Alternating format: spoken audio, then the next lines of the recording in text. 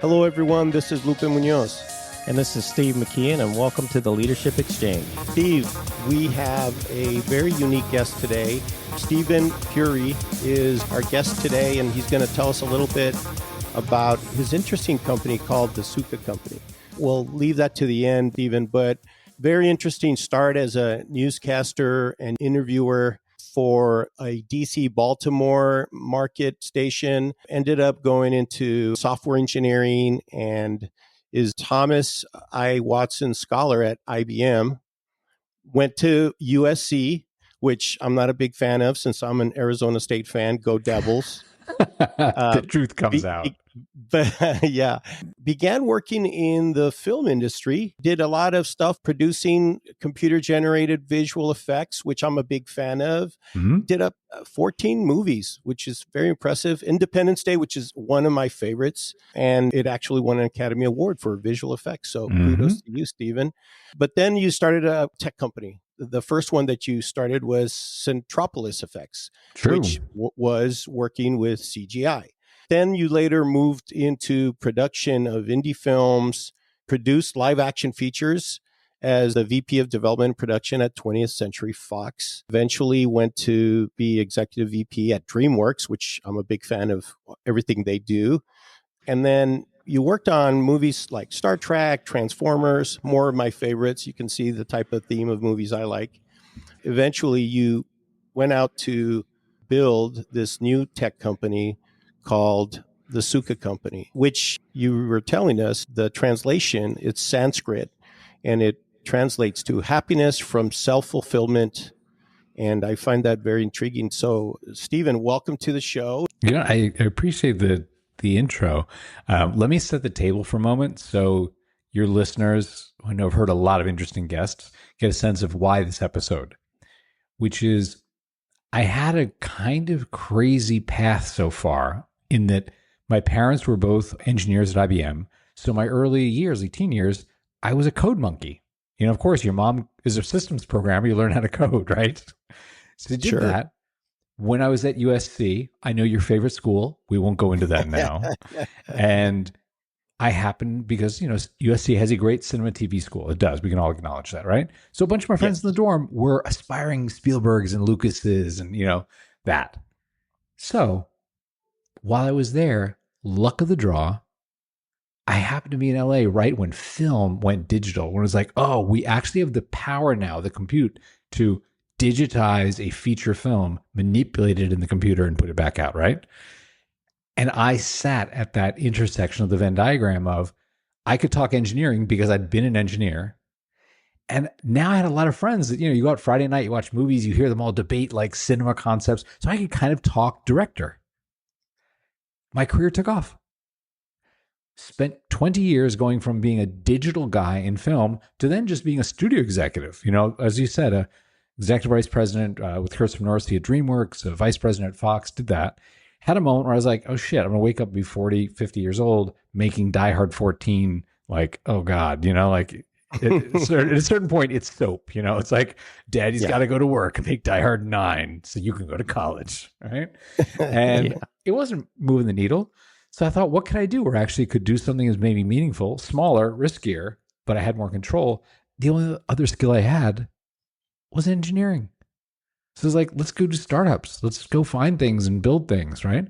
So all of that to say, some of the things that I learned in film happen to be strangely applicable to the world we live in now of hybrid work, remote work. How do you lead teams in all these different environments? Because here's the deal. Film's been doing it for 100 years. It's just not called that.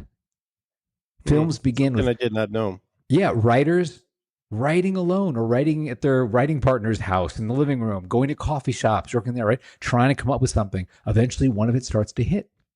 Someone puts a little money in. You set up a production office 1 or 2 days a week. You go in. You meet with a location scout who's like, okay, so what is this? Can we shoot in Romania? Da, da. You meet with the production designer. What does it look like? The costumer. What do they wear? Then the other 3 or 4 days a week, you know, you're working from home doing rewrites because Brad Pitt won't do it unless character's more tall or masculine or something, right? So it's hybrid. And then it's on set. It's $100,000 a day. Everyone's on set all day, all night. Then you go back to editing, and it's kind of hybrid and it's remote. But no one in film goes, oh, we're in the hybrid stage of this movie. You know what I mean? It's like pre-production, post-production. You have different words for it. And when Zoom became a verb, when the whole world was like, oh, maybe we can't be 5 days a week, 10 hours a day in the office. Like, how do we adjust to it? There were a bunch of things where I was like, actually, I've seen how good leaders lead in these kind of situations. And individual contributors also understand how to contribute. And that's a lot of what I share now is what did I learn there? Happy to share them here with your audience. You've had some great people talk about things here. And that's really where I come from. I can talk about my company at the end. I'm happy to do that. And happy to talk about just some tips and tricks. When we guys met, it was interesting, just the thought of, what could we share? What could I share that is novel for your audience? And I'd love to do that. And I think that sets the stage beautifully for really telling our listeners, today's episodes, we're really going to focus on, first of all, do you deal with a virtual team or a hybrid team or a work from home team differently or not? And if it is different, how is that going to be different? So today's episode is really going to be around that atmosphere, because not everyone leads teams that are physically around them all the time. And I agree with you that now, although I feel like we've taken a reduction since the pandemic, after the pandemic, it's kind of bounced back a little bit, but correct. There's some, I guess, residual there that people have gotten used to working from home or working that sort of hybrid schedule, and they refuse. And so have organizations. Yeah. That's the thing is it's true. The pendulum was forced all the way one way. Yeah. And now it's swinging back to a new normal, which is not the old normal. And it's not pandemic, it's a new normal. And the way I liken it, because a lot of people ask me about this, is it's almost like if you as a leader had a color palette that you painted with, and it was a lot of reds and yellows, you could do oranges, things like that. During the pandemic, suddenly you had blue. There was a whole different thing to paint with. You could now do skies. You could now paint lakes. You're not going to paint everything as a sky, everything as a lake, but now you have the ability to choose, oh, this is what I need for this, and this is what I need for that. I'll give you a very concrete example from the film world, which, you can see the parallels in technology. There are points in time where you as a leader, which could be the producer, it could be the studio executive, you know that the person that you are leading, which might be a writer, a director, so for them to do the thing they need to do right now, they need to concentrate. They need deep work, as Cal Newport would say. They need to be in a flow state, as Mihai would write. And if you give them the opportunity to do that, there's certain conditions we'll talk about where you can make that more available to them. That's brilliant. There are other times when you need to sit in the room. Like there's no Zoom call, Google Meet, Teams that's the same as sometimes being in the room and being, okay, the third act is not working. We know he's got the sword. We know the dragon's in the cave. We know the girl is missing somewhere, but we need to figure out a better way that's not so obvious. And there's just some electricity in the room when you guys are all sitting there. It's not like we're on a Zoom call staring at the flat screen. You're like, I don't know. He picks up a bow. I don't know. You know what I mean? Yeah. I've never had a good creative moment like that. So I think that's kind of what it is saying like, oh, it introduced in a very violent way another style of working. And now it's just another sort of arrow in the quiver for a leader, for an organization. I was thinking about before the call, Stephen, the trust. So you talked about the fact that the film industry has been doing remote work, hybrid work for many years. And when the pandemic hit, many managers had to trust that their teams were going to continue to work. Right. And I think gaining that courage, and then for those periods of time where it's like you said, blackout, someone is in deep concentration thought, what are you doing to not lose your nerves? And so talk about that a little bit. I think our listeners will be interested in your perspective. Okay, so let's say this. A lot of the tips and techniques we're going to talk about and the fun stories that sort of illustrate them, they are helpful and applicable, but they will never overcome bad hiring. If you fundamentally hire someone and when they're at home, you're pretty certain they're just doing their laundry and like planning their vacation, it's not going to be fixed with any tool, any technique, any leadership, moment where you stand on the soapbox and inspire them. No, man, you have to hire slowly and fire quickly. Right? Yeah. And I think that's really important. And we can talk about that because I've led one company to a successful exit, which I was super excited about in my late 20s. And I, of course, thought, this is easy. I'm really good at this, right? Then I had 2 failures, and I was like, wow, it was not as easy as I thought it was. And, all the truisms, you learn more from failure than you do from success and blah, blah, right? But the bottom line is, when you are a leader of an organization like that, you're really fooling yourself if you think you can do more than 2 things.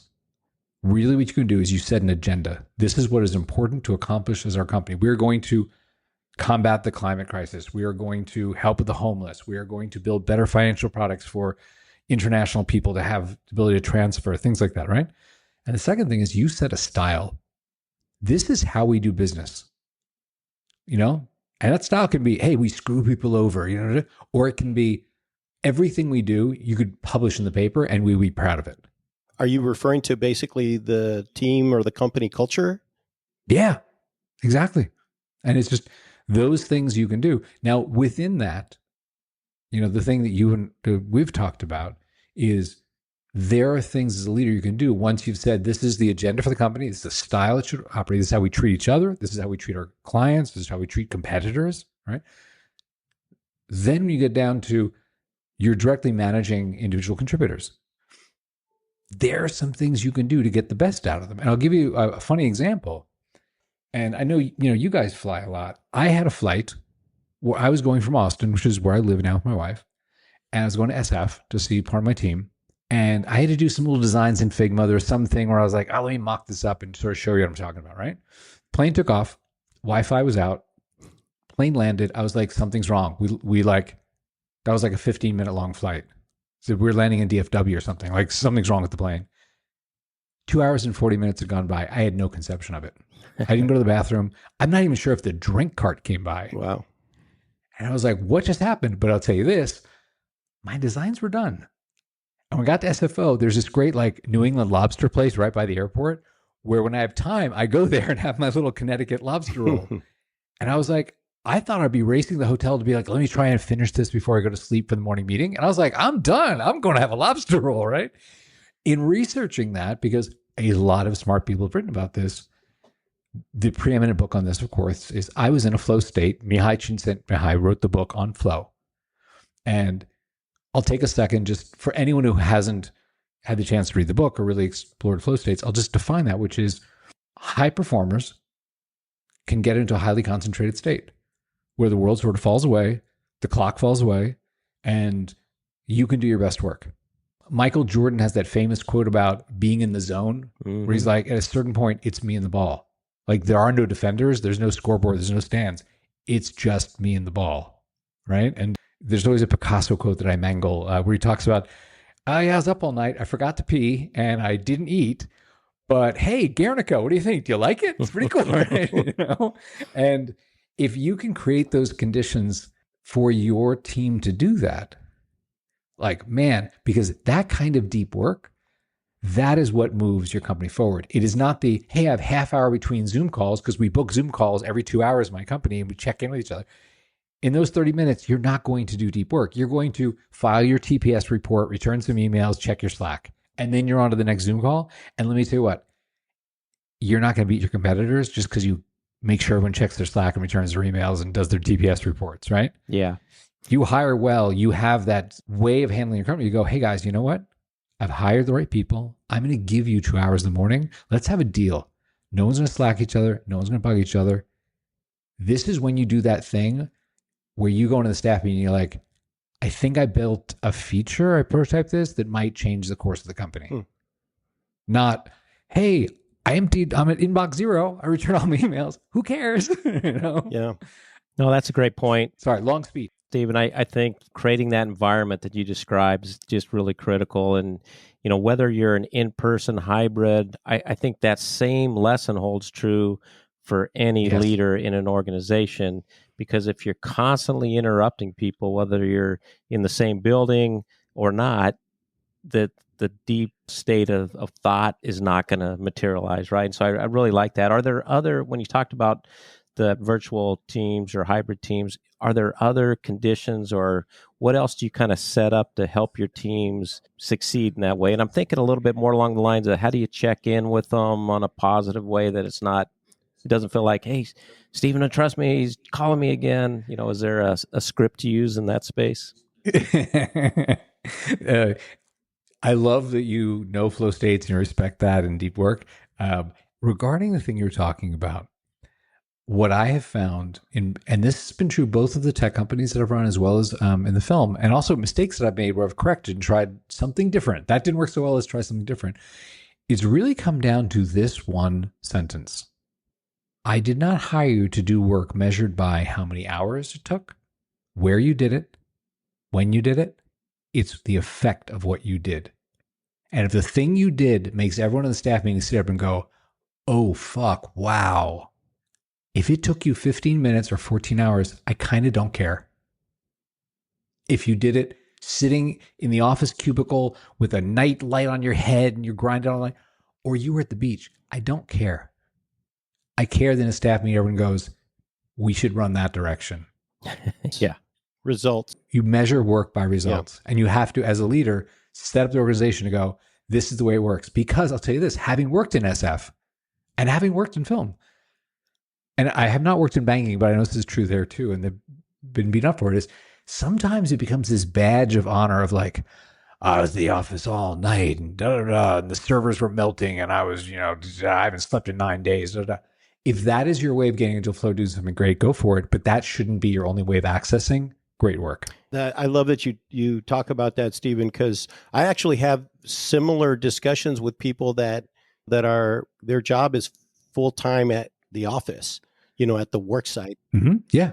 Usually this discussion happens when I'm just joining a team as a leader. I talk about expectations, right? And I'm like, look, you need to be here a certain number of hours. I said, I really honestly don't care about that. And very much like you put it, I'm about results. So if you can get your results in 6 hours and you've got something with your family you need to do, then go ahead and do it. I said, I don't need you to ask for permission every time. And I think that really gives that trust and focus around, okay, it's not about the hours, it's about the result.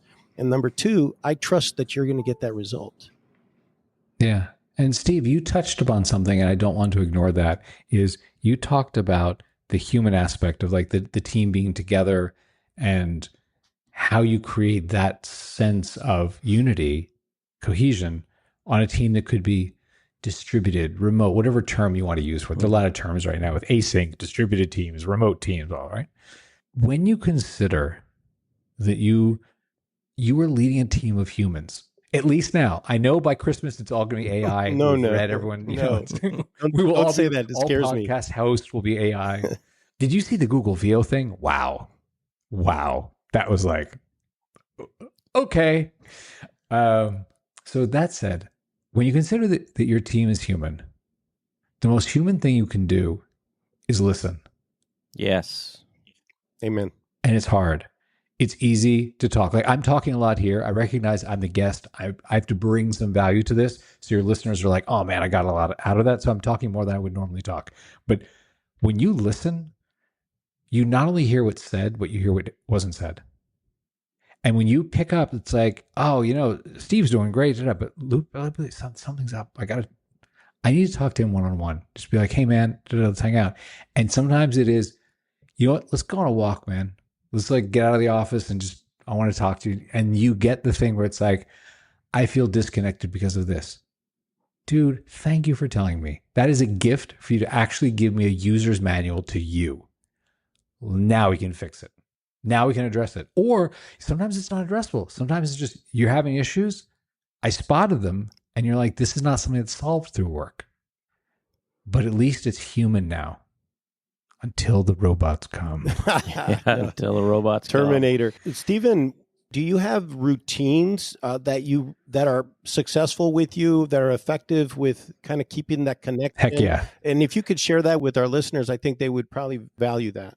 Let's talk about that. And let me interject a little bit of context here, which is in my exploration of how does this work?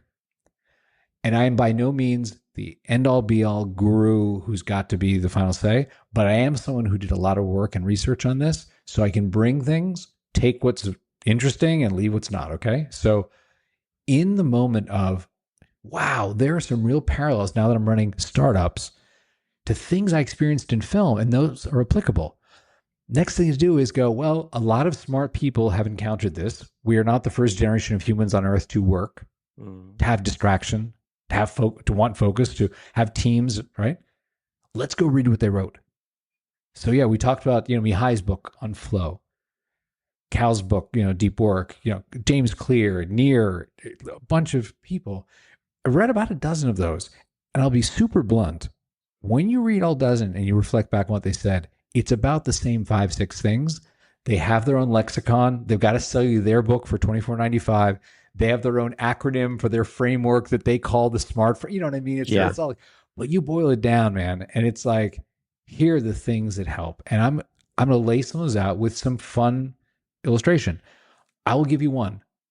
This I've seen true in both of my careers.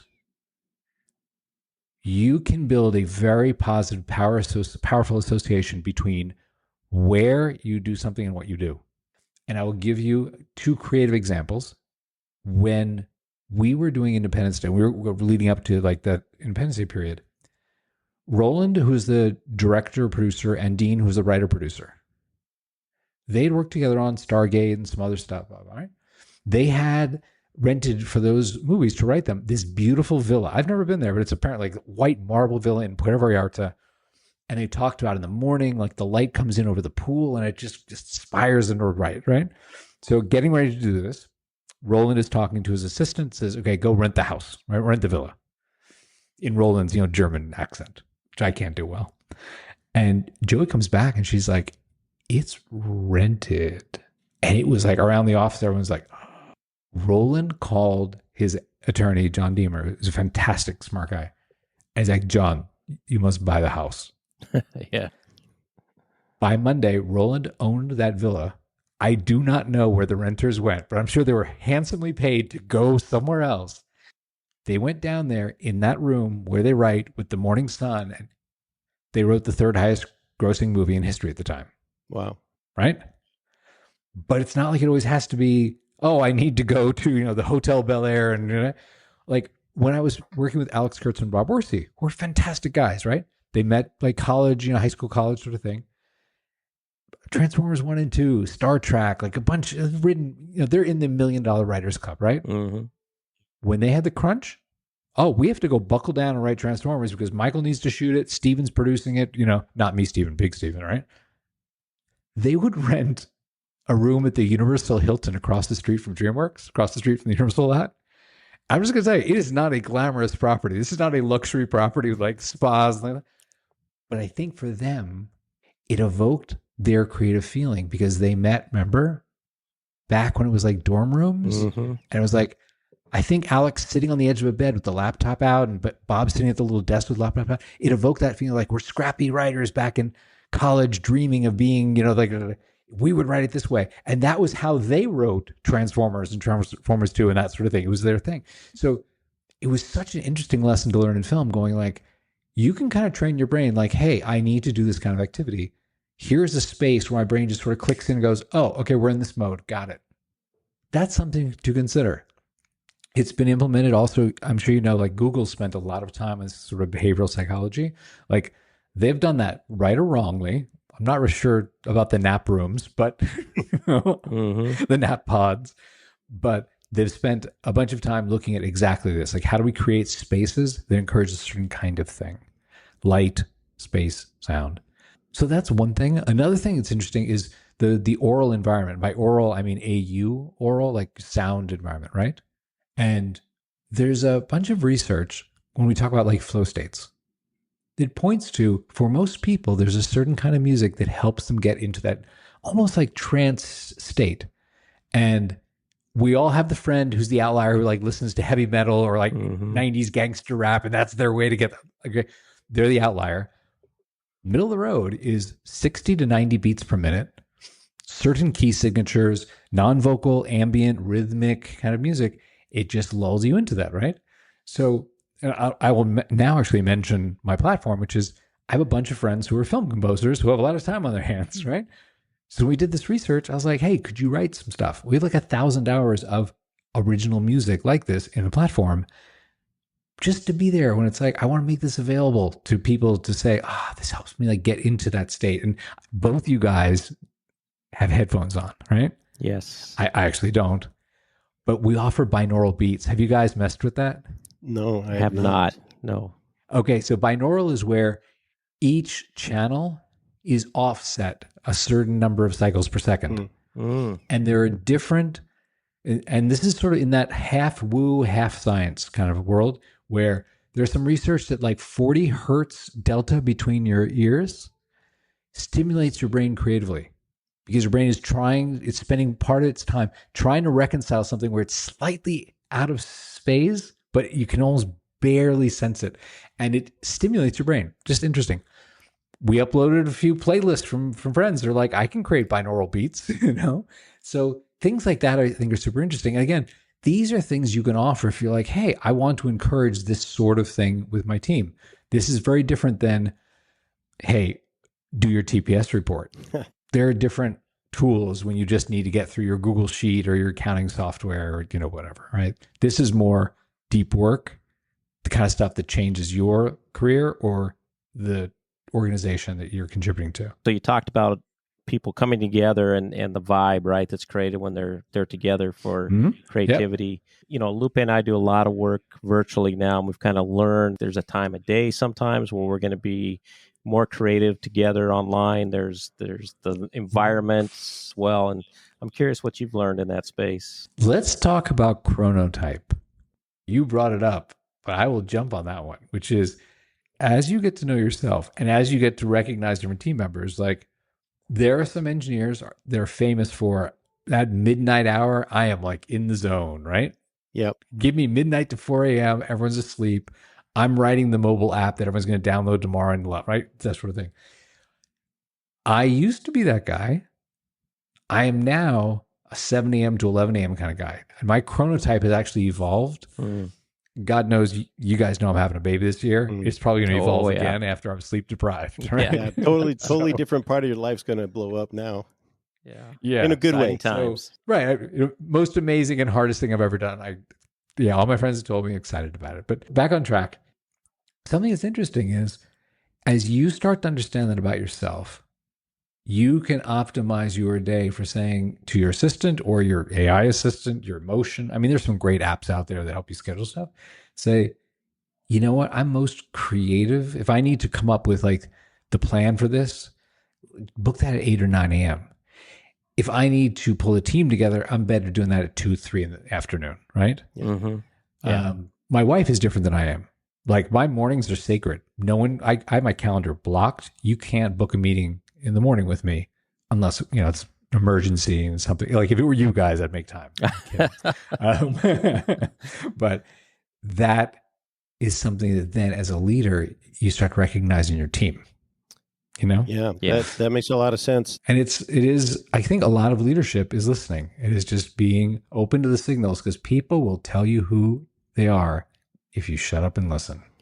It's funny when you think about the hybrid work environment that we all just learned about, right? And the remote. And I'll share a funny story with you. Look back, I don't know if I've shared this with you before or not, but I've got a friend that's was in human resources. We worked together for many years, and she went on to work for a company that's recruiting talent, primarily IT-based talent. They had a surprisingly enough, they had a office in Austin. And when the pandemic hit, everybody was told to go home. And so she had a team of she said, between 24 and 32-year-old folks. And she told them, hey, disperse. We'll call in. We'll do the call-ins remote, that kind of stuff. So they got on the tech pretty quick. As one meeting's taken place, she happens to see someone else pass behind the person that is on the call. And she found out they were all going to Mexico together. And they were working remote in Mexico. And I asked her, I said, hey, well, what'd you do about that? And she goes, I didn't do anything. They were more productive than they've ever been in the entire time. Exactly. Because of the environment they that. created. Yeah, it was a good story. Because she was about the results. Some of those points you made, Stephen, are proved out in that story that Steve just shared for the first time with me. Thanks a lot, Steve. Yeah, sorry. That's a great story. It's a great story. Can I be on that team? I said the same thing. I said, are you hiring? Yeah. I like Mexico. What do they need?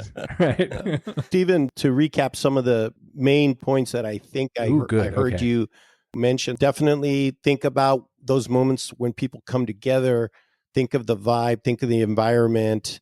Sounds like there's as far as routines, right? So, hey, if I'm bringing my team together, I'm going to be very thoughtful as a leader about the meaning behind the location that we're coming together, especially if there's like spaces are important. Big events, especially like if you're doing like a quarterly thing or an annual routine. You said, hey, I really try to respect their time.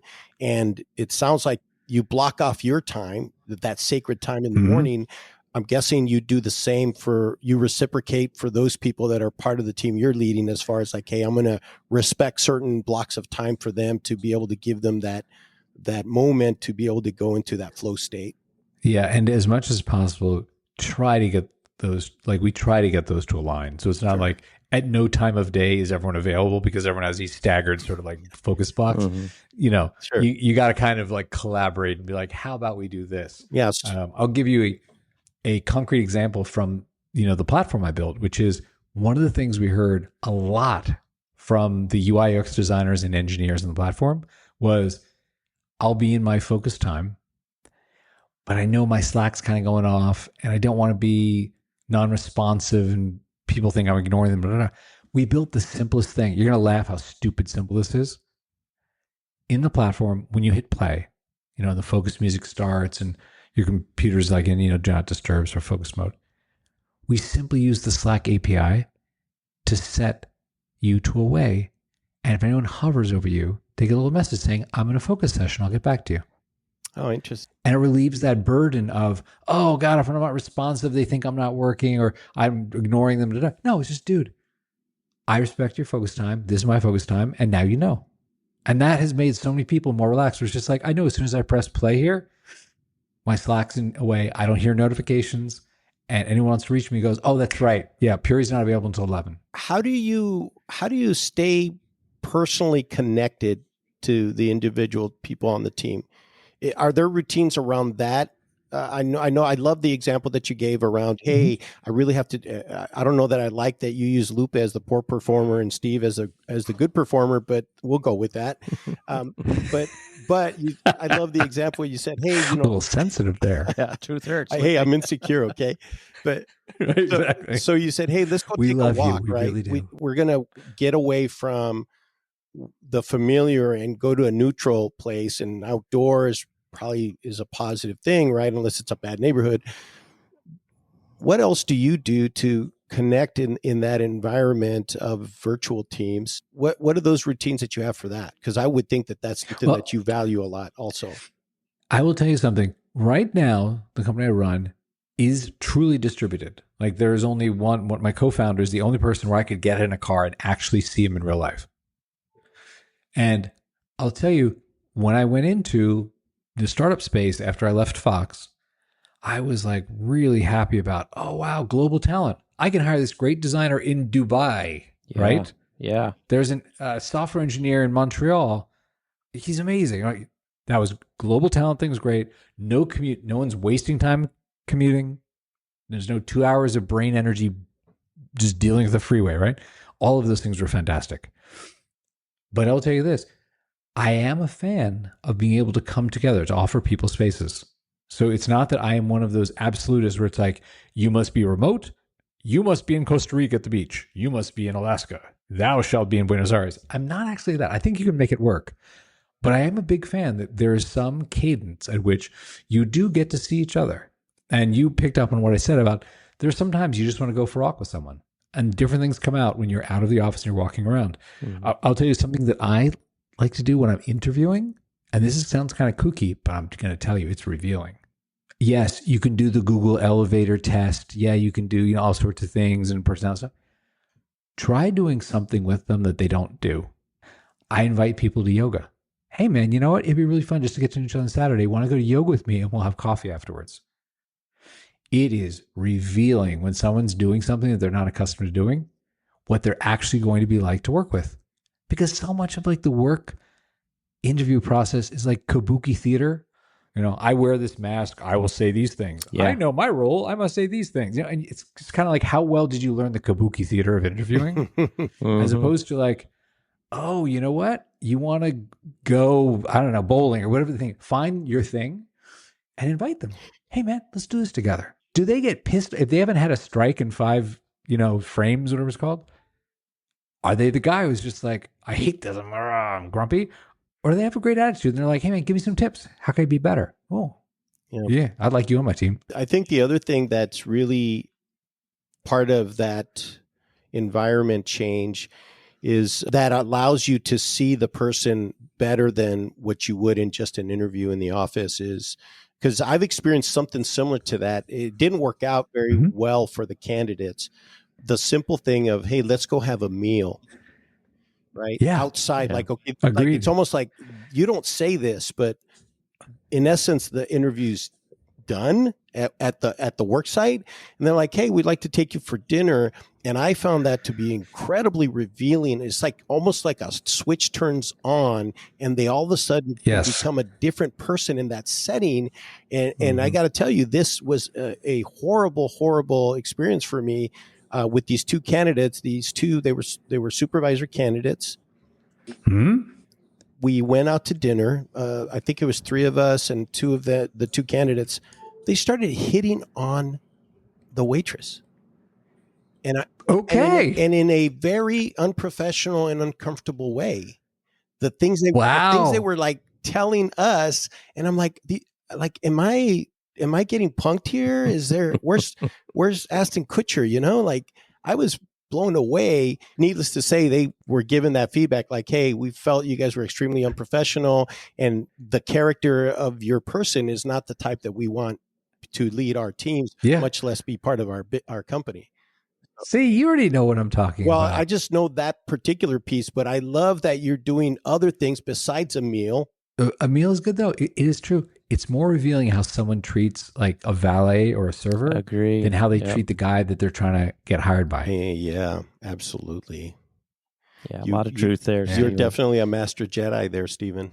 You know what? I've learned through mistakes and through reading what the smart people have written. I was like, okay. Steve, you're going to say something. Yeah, one of the things I want to be able to do, and I'm sensitive to your time because it's late there, Stephen. You've just opened up a whole bunch of thoughts that I would like to have more conversations with, hopefully in the future. But I want to give you a minute just to talk a little bit about what you shared with Lupe and I when we first met. Was you have this passion to teach others what you've learned along the way. You did share your personal story and your inspiration around. I want to pay it forward. I want to help society. I want to help leaders out there. If you don't mind, share a little bit of that with our listeners, because I think that'll inspire them quite a bit. I would be happy to share that. I think there are 2 big life things happening for me right now. One is I'm thinking a lot about what is the world that I'm giving to my kids. My first child is coming in a few months. I've never contemplated this idea of what are they going to inherit? And I recognize I'm not a multi-billionaire where I can buy an election and change the course of the country. I'm not negotiating foreign deals. Like in my own little way, what could I do so that maybe the world is slightly more connected, slightly less divided, and there's less hatred. There's more understanding of like we're in it together. That's been really important for me. And thinking about, as my child grows up, he's like, this is what my dad did. It's really cool. And I don't know that, Die Hard, Wolverine 2 is things like that were really moving the needle. So I want to create something that actually people could use and made their lives better. And I'll talk about that in a moment. And the other one is I found out that I'm wrestling with cancer, and it's something that I'm in treatment for, and it's being managed, but it definitely made me contemplate, is the road ahead of me as long as I thought it was? And have I passed along the stuff that I have learned? Like, will I take this sadly with me? And I'm not saying these are pearls of wisdom or nuggets of gold, but there are some things that have served me to get where I am. And there are some people that I have mentored. And some of this is is something that I want to share. It's made manifest in the product that I built. And I'll tell you, a lot of how I built what I built was working backwards from pain. And I'll give you a couple concrete examples. I procrastinate and I get overwhelmed. And one way that manifests, I call is the cold start thing in the morning, where I'm like, tomorrow at 9, I'm going to get going. I'm going to do this thing, blah, blah. And I would find myself at 9 a.m. not really getting started. Maybe at 9:30 I would, but I had decided I needed to scroll through the news or gone through Twitter or, I had to return some emails or in my inbox, that sort of thing. That it was procrastination, full stop. Why? And I dug down into that and I talked to, other people about it and read the books. And it really, that problem came from two kinds of overwhelm. There was looking at my task list, which was too long, and saying, I'm never going to get through these 17 things. And it's paralyzing. Like you get through fewer things just looking at your entire task list. You're like, this is nuts. It all needs to get done. I don't know how I'm going to do it, right? And it's paralysis. Or the overwhelm of the first thing on there is build this entire new feature or write my book or something like that, where you're like, I haven't told my 11 a.m. stand-up or my Zoom. That's not going to happen. Why even start? And that really got me. I solved that for myself. And this is something that we make available now through the app and people can use it, which is when I start my day, I have a smart assistant that before I hit play greets me and says, hey, here are 3 things it seems like on your task list are accomplishable. Are these the right 3? Or, which 3 do you want to do? Okay.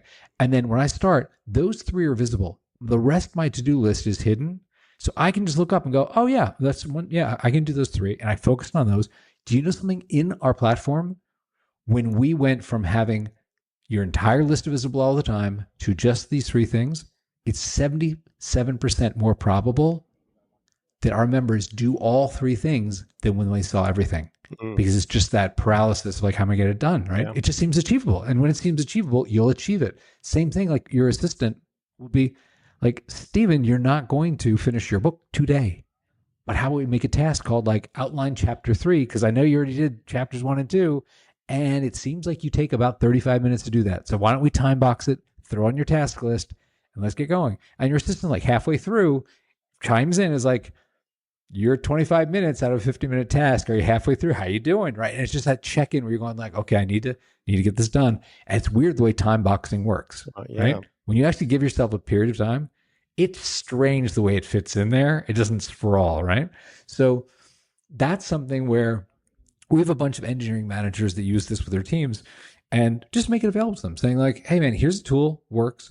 Usually it's because a couple of devs have found it and they talk to their EM or the VP or something and be like, hey, we kind of dig this thing. And, do you want to pay for it for us? And then I get the email from the engineering manager going, hey man, like a couple of my guys use this. Can I get 10 seats or whatever? Like that sort of thing. In terms of team productivity, whether it is the tool I built or it's another tool that works well for you, spending a little bit of time saying like, what are the problems that we have? What are the tools that solve that problem? And it may be that none of your people procrastinate or they have an easy time getting going in the morning. Or it may be another problem that I have is that end of the day, like I ain't get this all done. I'll get up early in the morning and I'll get this done by getting up earlier, and then I'll start my actual work at 9. That's really, and it's a lie that you tell yourself, and it just dominoes because tomorrow then you don't finish either, and it just goes through the whole week. And like that was a thing that really bothered me. So it was like, how do you get over that? And I'll tell you the name, my weird name of my company that you brought up at the beginning of our little chat today, right? Yeah. People ask me all the time, like, what does that mean? Is sucka? You sucka? I sucka? Like, what is that? And it's Sukha, by the way. Yeah. That comes from a conversation when I was in Bali. Laura, I met my wife. I married the girl who's on the yoga mat to my left because I do yoga every day. I'd seen her in class. We chatted. We met. Yoga is part of our life. We have a daily yoga practice. It's a great way we connect. For our honeymoon a couple years ago, we went to Bali because there's a great yoga culture. It was super chill, unplugged. We're going there. And I knew we had to name this app, right? We needed a real name for it, not like the working title sort of thing. And I'm going to be very honest with you guys. I had done that brainstorming thing of like, write down all the words that are related to it. I had every bad name on a sheet of paper. It was like focus app, flow state, distraction blocker 3. It was Some laughably acronym. bad, right? All of them. And I was blocked.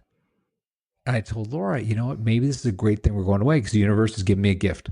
No one's going to ask me to prove a PO for a week and a half. No one's going to like bug me to change the AWS credentials. Easy. Something's going to bubble up, right? Magic's going to happen. So she's like, okay, cool. That's a great intention. Like, I wish that for you. I said, I think what would be helpful is what if on the first day, if you don't mind, let me do a quick Zoom with like 3 of our current members and just ask them like, what do you love about the platform? Like seed my imagination with like, do you love the music or the smart assistant or the timers or the whatever, right? So she's like, cool, go for it. I'm going to the pool. I will see you at dinner, my friend. So I did 3 of them, asked a whole bunch of the usual questions you can imagine. The third one, I was going into the wrap up. I was literally at the place of, Lupe, thank you so much. You know, I said, would take 10 minutes. I want to respect that. Thank you for this. And the guy said to me, he's still a member. The guy said to me, Steven, you asked the wrong questions. Okay. Like, what was the right question? He said, you should have asked me why I pay you. And I was like, okay. I mean, it's 30 cents a day. I didn't think it was a big deal. Like, we all make money here. You know, like, okay. Why do you pay me 30 cents a day for this? He said, at 3 o'clock, I can be playing with my kids. I have a 2-year-old and a 4-year-old.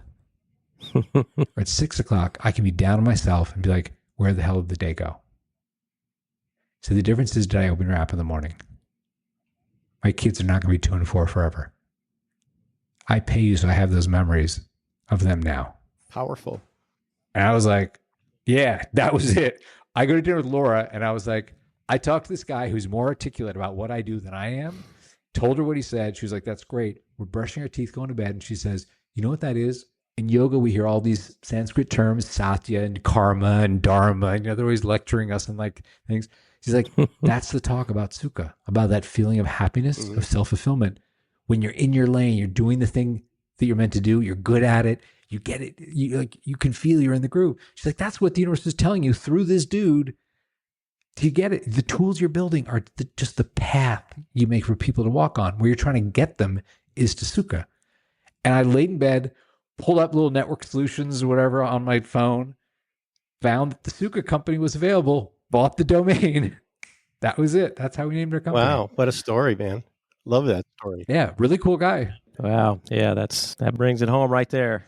I really appreciate you sharing that because to me, I mean, that's why Lupe and I started this podcast, is our feeling of a need to give back for various reasons, and definitely admire your courage and just your background experience. You've given our guests a lot today, and just want to thank you for that. Hopefully we get you back on in the near future as well. This has been a great episode, and I really enjoyed getting to know you as a person and the opportunity to chat today.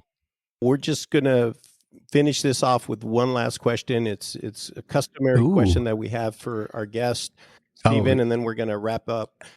I'm ready. The question is, if you could go back in time and talk to yourself, what advice would you give yourself? And why would that advice be so? Listen, that's it. That's it. Listen. A man of few words. That's it.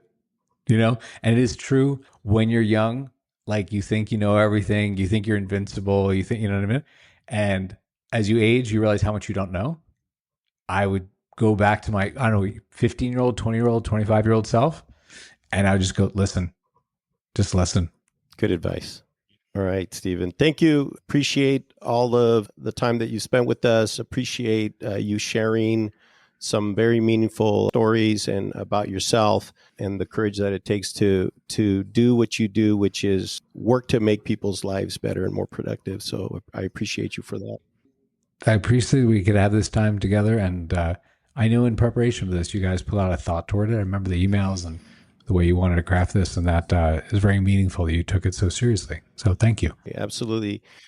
For our listeners, we're going to put some information into our notes as we typically do for this episode. If you want to know more about Steven's app, we will put all that information there and a way to contact Steven if you'd like. But for now, this is Lupe Munoz. And I'm Steve McKeon. Thank you for joining us on the Leadership Exchange. Have a great evening.